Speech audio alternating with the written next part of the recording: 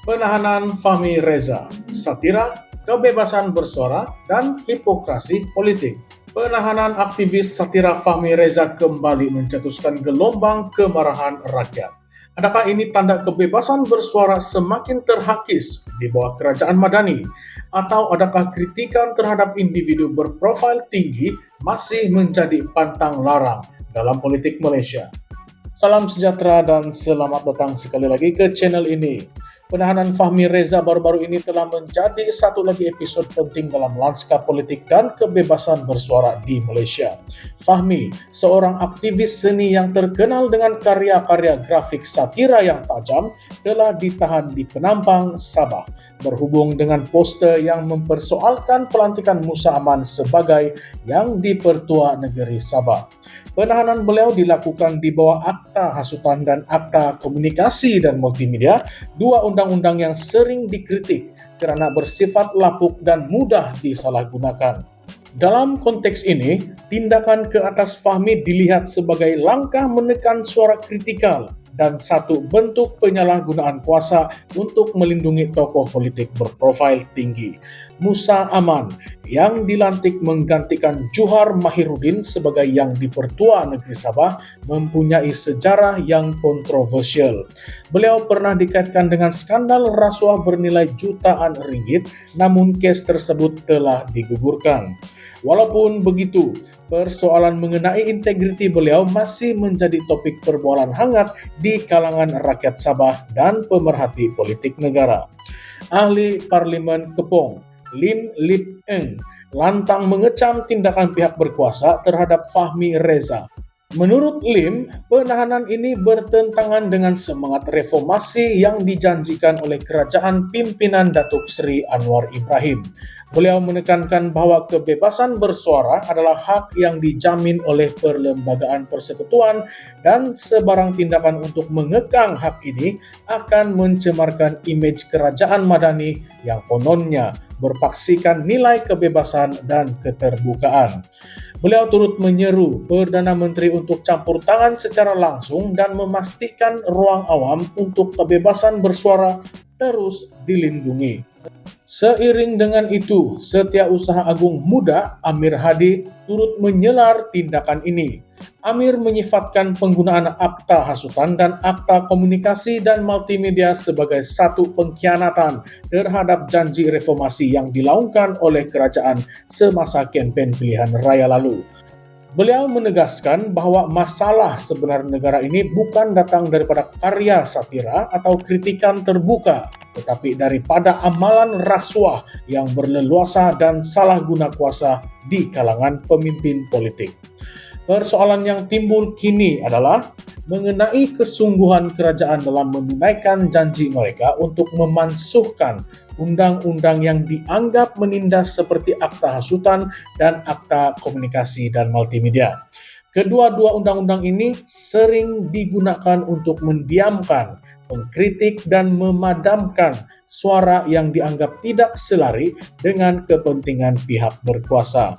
Ketika Pakatan Harapan memegang tampuk kuasa pada 2018, janji pemansuhan undang-undang ini menjadi salah satu fokus utama manifesto mereka.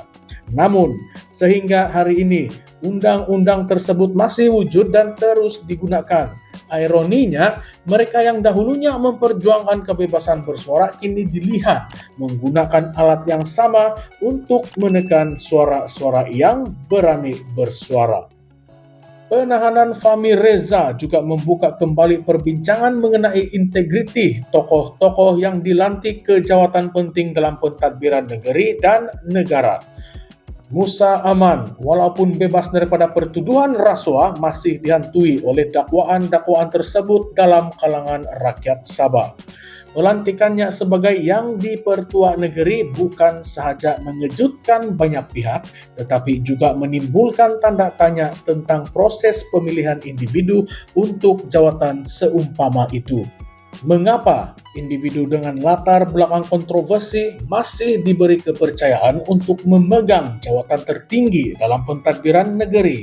Adakah ini satu kompromi politik atau sekadar memenuhi kepentingan pihak-pihak tertentu? Lebih membimbangkan, kes Fahmi Reza ini memberi isyarat bahwa kebebasan bersuara di Malaysia masih jauh daripada realiti yang ideal. Di bawah kerajaan Madani yang sering melakukan prinsip keterbukaan dan reformasi, kes seperti ini seharusnya tidak berlaku. Penangkapan seorang aktivis seni hanya kerana karya grafik satira memperlihatkan betapa rapuhnya kebebasan bersuara di negara ini. Dalam era digital dan media sosial, di mana maklumat bergerak pantas dan suara rakyat sukar disekat, tindakan seperti ini bukan sahaja kelihatan kejam, tetapi juga tidak praktikal. Lebih banyak suara akan bangkit untuk mempertahankan hak asasi ini, dan lebih banyak kritikan akan dilontarkan kepada pihak berkuasa yang dianggap bertindak secara tidak adil.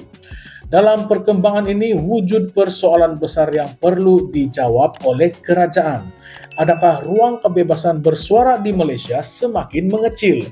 Jika jawapannya ya, maka kerajaan perlu bertanggung jawab untuk menjelaskan mengapa janji reformasi tidak ditepati.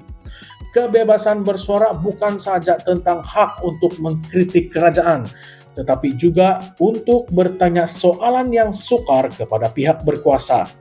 Adakah satira benar-benar satu ancaman kepada kestabilan negara?